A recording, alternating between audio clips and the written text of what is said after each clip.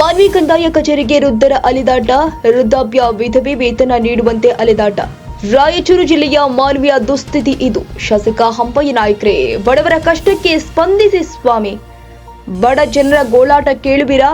ತಹಶೀಲ್ದಾರ್ ರಾಜು ಪಿರಂಗಿಯವರೇ, ವೃದ್ಧಾಪ್ಯ ಯೋಜನೆ ಹಾಗೂ ವಿಧವೆ ಯೋಜನೆಗಳನ್ನ ಮನೆ ಮನೆಗೆ ತಲುಪಿಸಬೇಕು ಅಂತ ಸರ್ಕಾರ ತಿಳಿಸುತ್ತೆ.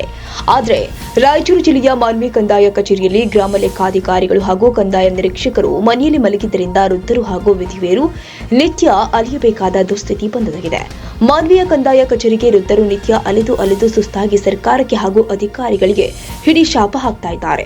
ಮಾನ್ವಿ ತಹಶೀಲ್ದಾರ್ ರಾಜು ಪಿರಂಗಿ ಅವರೇ, ಸರ್ಕಾರದ ಯೋಜನೆಗಳನ್ನ ಪಡೆಯಲು ನಿತ್ಯ ಅಲೆಯುತ್ತಾರೆ ಅಂದ್ರೆ ಬಡವರ ಶಾಪ ತೊಟ್ಟೋದು ಪಕ್ಕಾ ನಿಮಗೆ. ಶಾಸಕ ಹಂಪಯ್ಯ ನಾಯ್ಕ ಸಾಹೇಬ್ರೆ, ನಿಮ್ಮ ಕ್ಷೇತ್ರದ ಸಮಸ್ಯೆ ಕೇಳಿ ಸ್ವಾಮಿ. ನಿಮಗೆ ಮತ ನೀಡಿದ ವೃದ್ಧರು ಹಾಗೂ ವಿಧವೆಯರು ಮಾನ್ವಿ ಕಂದಾಯ ಕಚೇರಿಗೆ ಅಲೆಯುತ್ತಾರೆ ಅಂದ್ರೆ ಶಾಸಕ ಹಂಪಯ್ಯ ನಾಯ್ಕರೇ, ನೀವು ಆಡಳಿತ ಅಧಿಕಾರಿಗಳನ್ನ ಮಾನ್ವಿಯಲ್ಲಿ ಹೇಗೆ ಇಟ್ಟುಕೊಂಡಿದ್ದೀರಾ ಎಂದು ಬಡ ಜನರ ಗೋಳಾಟವೇ ಎತ್ತಿ ತೋರಿಸುತ್ತೆ.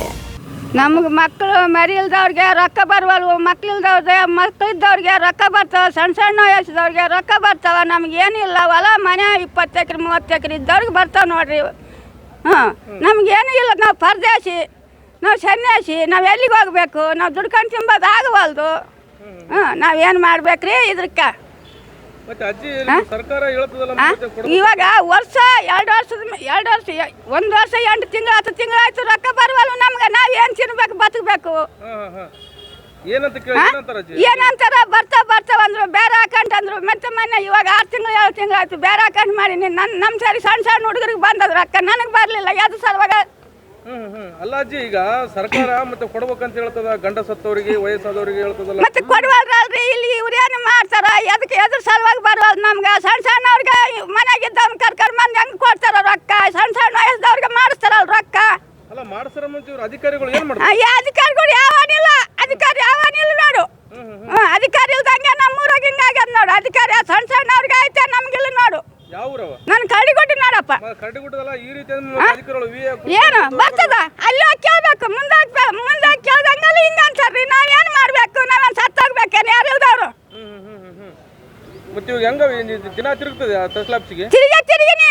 6 ತಿಂಗಳು ತಿರುಗಿದ ಬ್ಯಾಸದಾಗ. ಮತ್ತೆ ಇವಾಗ 2 ತಿಂಗಳಾಯ್ತು ತಿರುಗಾಕ. ಮೊನ್ನೆಗ ಇವಾಗ 15 ದಿನ ಮುಂದೆ ಬಂದು ಹೋಗಿನಿ. ಬರ್ತಾವಂತ ಹೇಳಿದ್ರು, ಬರುವಲ್ವು. ಮತ್ತೆ ಇವತ್ತು ಬಂದು ಮನೇಲಿ ಗುರಲೆ ಚುಮ್ಮ ಅಂತ ಬರ್ತಾವ, ಅಂತ ಬರ್ತಾವ. ಇವಂತ ನಮ್ಗೆ ಅದಕ್ಕೆ ಬರುವಲ್ರಿ. ಸಣ್ಣ ವಯಸ್ಸು 20 ಎಕರೆ 15 ಎಕರೆ ಇದ್ದವ್ರಿಗೆ ಹೊಲ ಮನೆ ಇದ್ದವ್ರಿಗೆ ಸಣ್ಣ ವಯಸ್ಸದಾಗ 30 ವರ್ಷ 50 ವರ್ಷ ಆದವ್ರಿಗೆ ಬರುವಲ್ವು. ಇವ್ರಿಗೆ 30 ವರ್ಷ 25 ವರ್ಷ ಇದ್ದವ್ರಿಗೆ 30 ವರ್ಷ 40 ವರ್ಷ ಇದ್ದವ್ರಿಗೆ ಬರ್ತಾರ. ಎಲ್ಲ ಸಣ್ಣ ವಯಸ್ಸದಾಗ ಮಾಡ್ಯಾರ ನಮ್ಮೂರಾಗ. ಸಣ್ಣ ವಯಸ್ಸದಾಗ ನಮ್ಮ ಮುದವ್ರನ್ನ ಬಿಟ್ರು ಇವರು. ನಾವೇನು ತಿನ್ಬೇಕು, ಏನು ಬದುಕಬೇಕು? ದುಡಿಯೋದು ಅಪ್ಪಾಟ್, ತಿಂಬೋದು ಅಪ್ಪಾಟ್. ಕಾಲ್ ಇಲ್ದವ್ರು ಡೊಕ್ಕಂತ ಹೋಗ್ತೀವಿ. ಮತ್ತೆ ವನವಾಸ ಬಿದ್ದರೆ ಮಂದಿ ನೋಗ್ತಾರೆ ಅಂತ ಕಾಶಿ. ನಾವು ಮಕ್ಕಳಿಲ್ಲ, ಮರಿಲ್ಲ. ಈ ಒಂದು ಸರ್ಕಾರ ಬಂದಾಗಿನಿಂದ ಇದಕ್ಕಿಂತ ಮುಂಚಿತವಾಗಿ ವಿಧವೆಯರಿಗೆ, ವೃದ್ಧಾಪ್ಯ ವೇತನದವರಿಗೆ, ಅಂಗವಿಕಲರಿಗೆ ಸರ್ಕಾರದಿಂದ ಸಿಗತಕ್ಕಂಥ ಸೌಲಭ್ಯಗಳು ಸಿಗ್ತಾ ಇಲ್ಲ.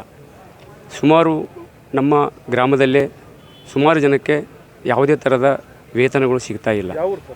ನಮ್ಮದು ಇಲ್ಲೇ ಮಾನ್ವಿ ಪಕ್ಕದಲ್ಲಿ ನೀರ್ಮಾನ್ವಿ ಅಂತ. ಸರ್ಕಾರದಿಂದ ಸಿಗ್ತಕ್ಕಂಥ ಸೌಲಭ್ಯಗಳು ಇತ್ತೀಚೆಗೆ ಸಿಗ್ತಾ ಇಲ್ಲ, ಎಲ್ಲ ಕಡಿತಗೊಳ್ತಾ ಇದೆ. ಹಾಗಾಗಿ ವೃದ್ಧರು, ಅಂಗವಿಕಲರು, ವಿಧವೆಯವರಿಗೆ ಭಾಳ ತೊಂದರೆ ಆಗ್ತಾಯಿದೆ. ಇದನ್ನು ನೋಡಿಕೊಳ್ತಕ್ಕಂಥವರು ಯಾರೂ ಇಲ್ಲ. ಈಗಾಗಲೇ ಈ ದಿನ ನಾವು ನಮ್ಮ ಗ್ರಾಮದಿಂದ ಕೆಲವು ವಿಧವೆಯರನ್ನು ಹಾಗೂ ವೃದ್ಧಾಪ್ಯ ವೇತನ ಇರತಕ್ಕಂಥ ಅವ್ರನ್ನ ಕರ್ಕೊಂಬಂದು ನಮ್ಮ ತಹಸೀಲ್ದಾರ್ ಹತ್ರ ಮಾತಾಡಿ, ಆಯಿತು ಇವ್ರದ್ದೆಲ್ಲ ನಾನು ಮಾಡಿಕೊಡ್ತೀನಿ ಅಂತ ಹೇಳ್ತಾ ಇದ್ದಾರೆ. ಈ ಸುಮಾರು ಇಲ್ಲಿಗೆ 1 ವರ್ಷ ಆಯಿತು.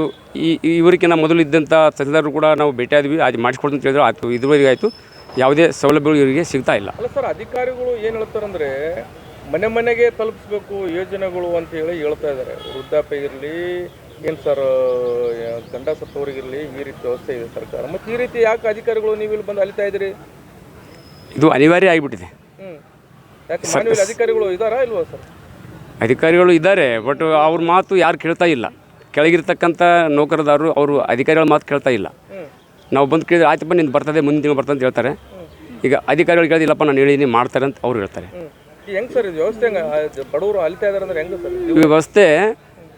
ಮನೆ ಅಪ್ಪನೇ ಕೆಟ್ಟ ಮೇಲೆ ಮಕ್ಕಳಿಗೆ ಸುದ್ದಾಗ್ತಾರೆ. ಆ ಥರ ಕೆಟ್ಟವರು. ಈಗ ಈ ರಾಜ್ಯವನ್ನು ಯಾರು ಆಳ್ತಾ ಇದ್ದಾರೆ ಅವರೇ ಕೆಟ್ಟವರು. ಅವರಿಂದನೇ ಇದೆಲ್ಲ ಆಗಿರೋದು. ಬಿಟ್ಟಿ ಭಾಗ್ಯಗಳನ್ನು ಕೊಟ್ಟುಬಿಟ್ಟು ಜನರನ್ನೆಲ್ಲ ಸಾಯಿಸ್ತಾ ಇದ್ದಾರೆ. ಅದೇ ಒಂದು ಕಾರಣ. ಆರಾಮಾಗಿ ಜನ ಎಲ್ಲ ತಮ್ಮ ಪಾಡಿಗೆ ತಾವು ಚೆನ್ನಾಗಿ ಕೆಲಸ ಮಾಡ್ತಾಯಿದ್ರು, ಹೊಲಕ್ಕೆ ಹೋಗ್ತಿದ್ರು. ಈಗೆಲ್ಲ ಬಿಟ್ಟಿ ಭಾಗ್ಯ ಕೊಟ್ಬಿಟ್ಟು ಜನರೆಲ್ಲ ಕೆಲಸ ಬಗ್ಸೆ ಬಿಟ್ಬಿಟ್ಟು ತಿರುಗಾಡ್ತಾ ಇದ್ದಾರೆ. ಅದೇ ಈ ಒಂದು ಸಮಾಜಕ್ಕೆ ಒಂದು ಘಾತಕ.